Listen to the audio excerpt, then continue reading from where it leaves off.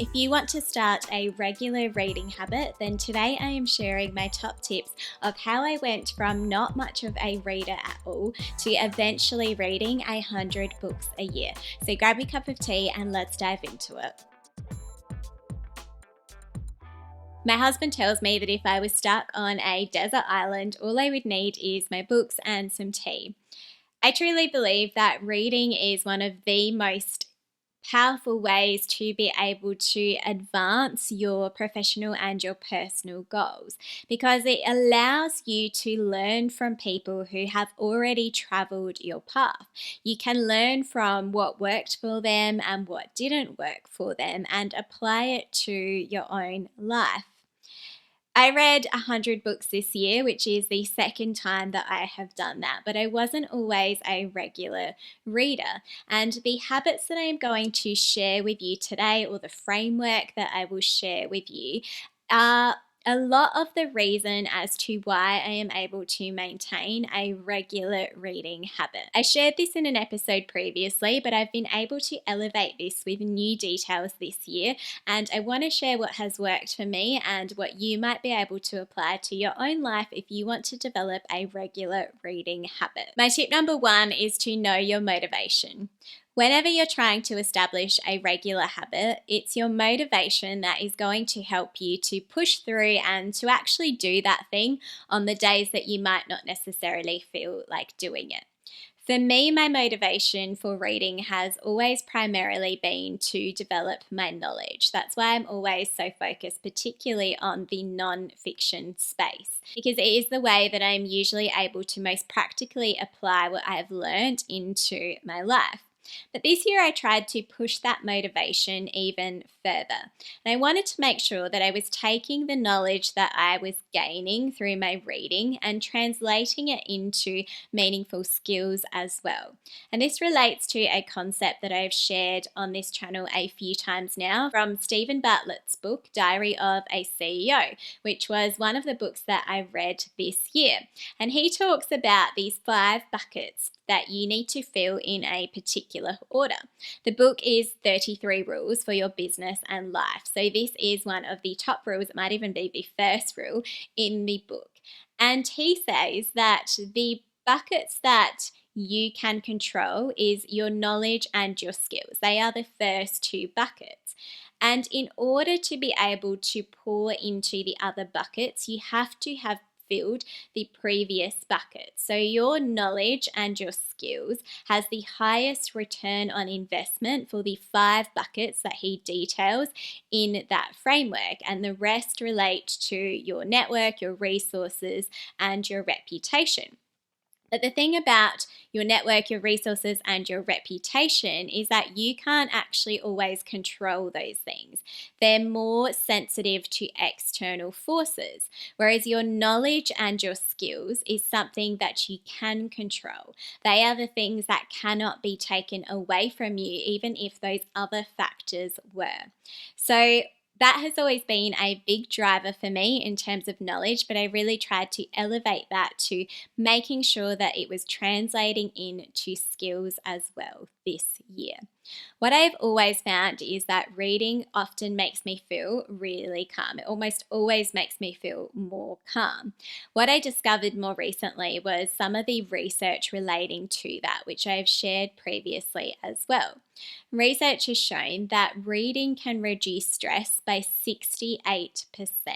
It outperforms music, it outperforms going for a walk, or even having a cup of tea, which are actually all highly effective methods as well. So that is part of my motivation in making sure that I add reading to my routine. Even though it may feel like I might sometimes have other things on, I know that it is going to set me up for success in terms of helping me to not only learn more, but to also de-stress as well. My tip number 2 is to have a meaningful theme. As I mentioned, my preference is non-fiction books, and I did that as a part of my reading this year as well. I focused on reading books in branding, in marketing, in business, in personal development, and anything sort of related to that realm. But this year I wanted to push my comfort zone even further. And I read books that were fiction books and really focused in on classic books, some of the biggest names in the classic fiction field, primarily also in the classic literature field. This gave me an opportunity to explore something that I have heard about a few times now, and that is the idea that fiction books can help you to build your empathy. Because with a fiction book, you have to be able to completely immerse yourself in a character's experience in the world that is being created. And this is said to enhance your empathy. And this is also said to be something that stays with you even after you put the book down. Now, I can't tell you whether or not this has definitively had any sort of effect on my empathy. I'd love to think so, but I'm really glad that I had that opportunity to push my comfort zone and to explore the effect that dabbling into fiction books could have on my life, and just even knowing that I have now read some of the most popular books that I have heard of through history as well. Outside of my two themes of non-fiction books and classic literature, I also had another book that I tackled, and this was a much more dense, significant book, which I'll get to in another tip as well, but it allowed me to add a third theme to my reading too. So this leads nicely into tip number 3, which is momentum. One of the best things about having a theme is that it becomes easier to be able to establish momentum because you deep dive into a particular topic. It's easier for you to usually be able to develop your reading list based on the themes, on the recommendations that you're hearing in that space. I like to sometimes think of this as being like Netflix. So when the next episode is ready to roll, it makes it really tempting to watch the next episode. It's almost too hard not to. So if you have a meaningful theme, this helps to create that momentum because you'll have that next book more likely ready to go. You can keep going. And this relates to something that I've mentioned a few times recently now too, and it is this idea of chain smoking, this metaphor of chain smoking that Austin Keelong shares in his book, Show Your Work. He talks about once you have finished a project, not actually using that as an opportunity to rest on your laurels and to celebrate, but to actually just move on to the next project, to use that momentum to light up the next thing that you're doing. So I like to keep that in mind when it comes to any habit that I'm trying to develop and the importance of momentum. And this idea of this chain also relates to something that Jerry Seinfeld popularized, which I've also mentioned a few times recently too, because I think it's just a really great concept when you're starting a habit. And that is this idea that he shared with an aspiring comedian. The comedian asked him if he had any advice, and he said that to be a great comedian, you need to be writing every day. And to write every day, he suggested taking a big calendar that has all of the days in the year and putting it on your wall. Then taking a big red marker and crossing out every day that you actually do that thing. Because what happens is you start to see a chain and you like the idea of seeing this chain and you don't want this chain to break. So it's not something that I have yet had to do when it comes to reading, but it is something that I want to consider for other habits that I am trying to develop. And it's always something I keep in my mind is that it is nice to not break the chain because it makes it harder to get back into it. For me, because I have already developed such a regular reading habit, it's almost harder to not do it. But this year I've also tried to be a lot more relaxed in that space. So if, for example, I've already finished all of my weekly reading, there has definitely been a day or two that I've been able to take off in each week as I've started to read so often. I guess some of my reading speed has maybe increased a little bit too, and I took that opportunity to not necessarily completely have to force myself to read that next book, but to take that day off to reset and then get straight back into it, provided that I had met my goals in that space. Tip number 4 is to make it manageable. This idea of reading 100 books a year, this is purely just a vanity metric. It's just a number. For me, it is something that I do to hold myself accountable to regularly having the habit, as opposed to just having a book in mind that I want to read, knowing that I probably won't actually schedule that into my routine as significantly. But you might read one book in the entire year and get more out of it, apply more to your life than I do in 100 books. So whatever your goal is, keep that in mind and then reverse engineer from there. So when it came to the first time that I shared this episode, this was everyone's favorite tip. To me, it's just a really logical way to approach this. So if you find it useful, I hope it helps you to create this regular reading habit too. So what I would do is that I would take the reading goal that I had for the whole year, and I would work out what my weekly goal would then need to be. So for example, if I was trying to read 100 books a year, allowing for, say, a couple of weeks off during the holiday season, or if anything was to come up unexpectedly, that meant that I needed to read 2 books a week for 50 weeks. I would then take the books that I had allocated to a particular week and use the specific book to determine what my daily goals would be. So I wanted to read classic books in the weekdays, so in the 5 days that I had, and I read non-fiction books on the weekend. To be honest, in an ideal world, I would actually have flipped that and done it the reversed way so that I could apply the things that I was learning in the non-fiction space immediately to my work in a more practical way. But because the classic literature books tend to be so dense and long, this meant that it worked out better to attach that to weekdays.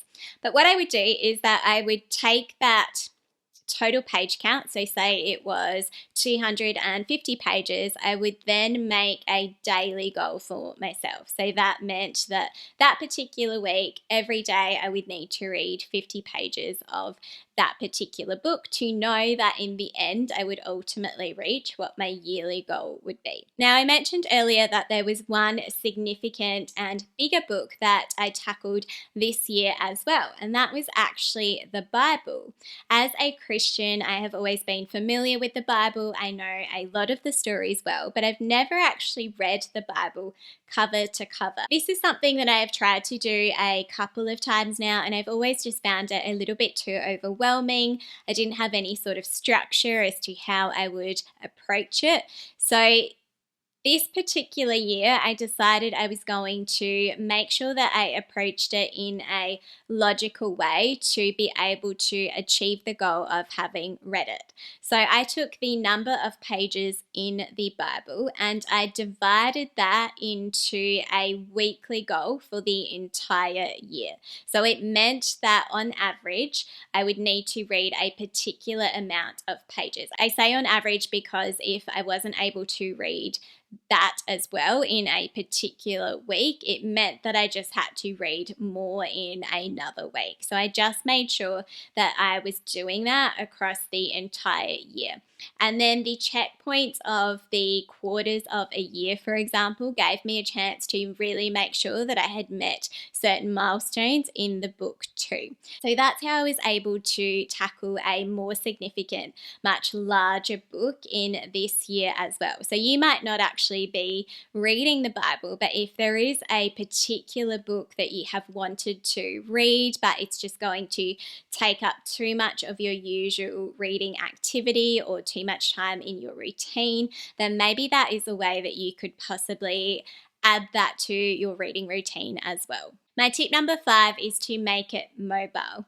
I started to read on my devices a few years back, and I found that it was a way to be able to read at times that I might have otherwise been scrolling on my phone. So when you're out and about and say you're waiting for someone or you're waiting for an appointment, instead of scrolling social media, I would read on my mobile devices. And it was something that I found allowed me to reach my reading goals even easier than if I was just dedicating particular time to it. I've mentioned previously that I was even reading on my mobile, and that is something that, although it sounds strange, if you have a big enough screen, I actually found it really quite easy. But my lovely husband this year replaced the iPad that I had that was broken with a new one, so I was able to move back onto reading on my iPad. I should also mention that I do actually love reading physical books. It would actually be my preference of the two. I love the feel of paper between your fingers. I love the smell of books. I love the nostalgia of sitting down with a physical book. But what I found is that ebooks save me time, they save me money, and they also save me space. And I have a few more reasons as to why I prefer ebooks as well, which I'll get to in some of the following tips. You might find that you love physical books and can't quite bring yourself to move to ebooks. If that is the case, that is absolutely fine, but you might find a concept that I read about in Marie Kondo's book, The Life-Changing Magic of Tidying Up, to be an interesting one. She talks about this idea of books serving a purpose in your life. They come into your life for you to be able to get knowledge, information, and experience from them before they can move on and be put back into the world. Your duty is more to put that book into action into your life instead of hoarding that information. And she talks about the experience of often seeing people who have book collections of books that they haven't actually ever read. Maybe they've never gotten to it, maybe they don't intend to, but they feel this need to keep books. She suggests that as opposed to keeping every book that you've read or always buying physical books and keeping them, is that you might consider having a hall of fame of books. So these are the books that bring you what she talks about as part of her philosophy, books that help you to spark joy. So this was something that I sort of unintentionally did with my husband a few years ago when we invested in a classic literature collection. They were such beautiful, iconic books that we just couldn't resist purchasing a collection of those books.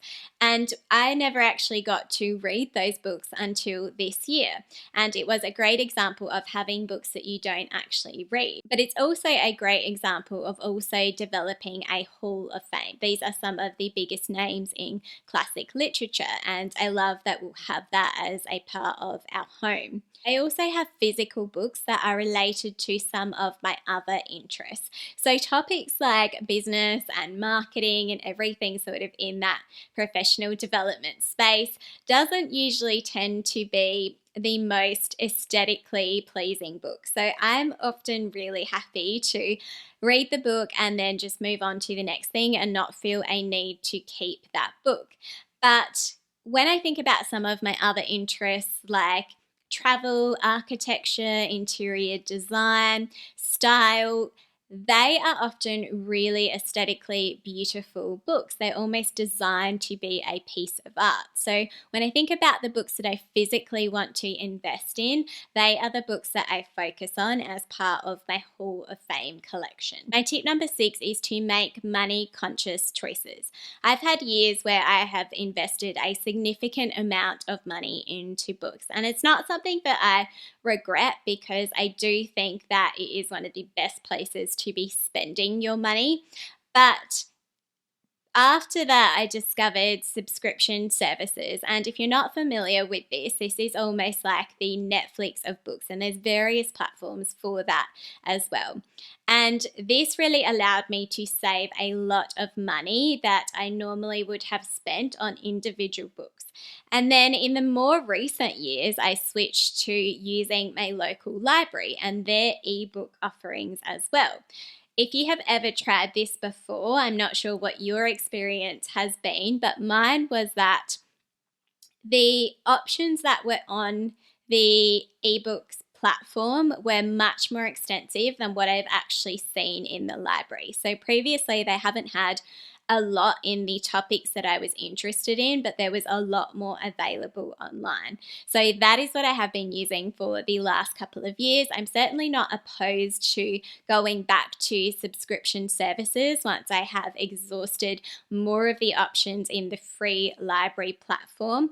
But for now, this has been something that I've really found a great way to continue to be able to learn without actually spending the extra money in that space as well. The only caveat that I have to that is that when it comes to the library platforms, in my experience, I've often had a bit of a waiting period for the much more popular books, but it's also been nice when that alert pops up and the book that you have been waiting for maybe weeks ago or even months ago becomes available for you to read. My tip number 7 is to make highlights. Now, this is one of the reasons why I do prefer ebooks. Now, I know you can, of course, make highlights in physical books, but it's not something that I have ever really loved doing because I, number one, don't like doing that to the book, just me personally, but I also like the idea of if I was ever to pass that book on to someone else, while I absolutely don't mind them seeing what resonated with me, I like the idea of them being able to read the book and just discover what resonates with them without actually being influenced by the highlighting that I've done or what I have found to be key points. But I am all for highlighting my heart out when it comes to my ebooks. And one of the reasons that I find this so useful relates to a concept from what has become one of my favorite books called Building a Second Brain by Tiago Forte. And he talks about when you encounter information being not actually the optimal time where you actually need that information. It's usually something that your future self will need.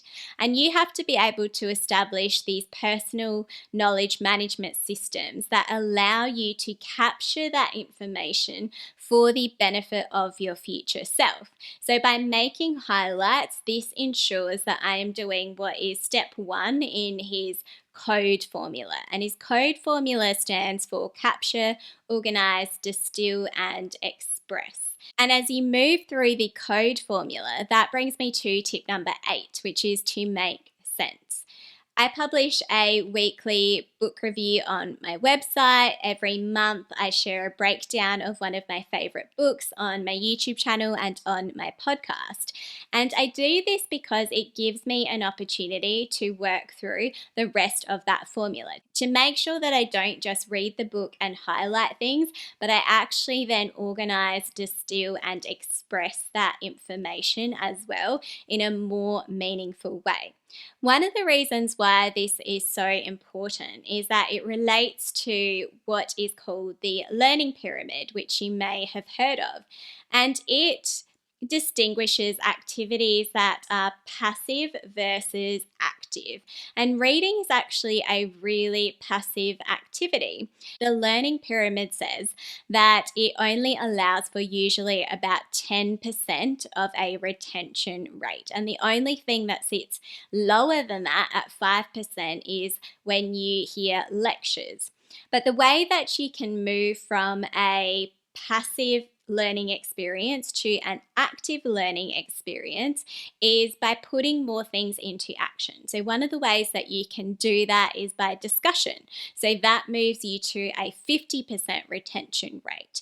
You might also engage in more doing, and that increases your retention rate to 75%. And one of the highest ways that you can do that is through teaching. So that moves you to a 90% retention rate. Now, they might be things that you are potentially interested in yourself. Maybe you want to have your own book reviews or breakdowns of books, but maybe it is as simple as also joining a book club or thinking about the other ways that you can move your learning experience from being a passive experience into a more active experience. Because what that is going to do is that it is going to increase your return on investment for the time that you spend reading. If you're actually able to retain that information in a more significant way and apply it in your life in a more significant way. My tip number 9 is mornings. I am very much a morning person. I used to actually be a morning person and a night person, which is a bit of a toxic combination, but now that I am much more focused on my sleep health, I prioritize being a morning person. And the reason why I found mornings to be so effective in my life is because when it comes to establishing habits, I find that the earlier that I can do this in the morning, the more likely I am going to be able to stick to that thing. And that is because as you get further on in your morning, your life starts to become about other people's priorities and needs. You have to focus on your emails, on things that you need to do for work. You might have friends and family contacting you about different things, and you may also have a lot of unexpected things that you haven't planned for come up and sort of derail what your plans were for that evening or that day. That's why I've always found that with any habits that I'm trying to establish, they generally work a lot better for me in the mornings. But I also appreciate that not everyone is a morning person. That is what the science tells us. There was research that explored this idea of people being either a lark or a owl. That is determined by our circadian rhythms and our natural body clocks. It means that, for example, if you are a lark, then your peak performance is in the mornings. Whereas if you are an owl, then your peak performance time is in the evening or later into the night.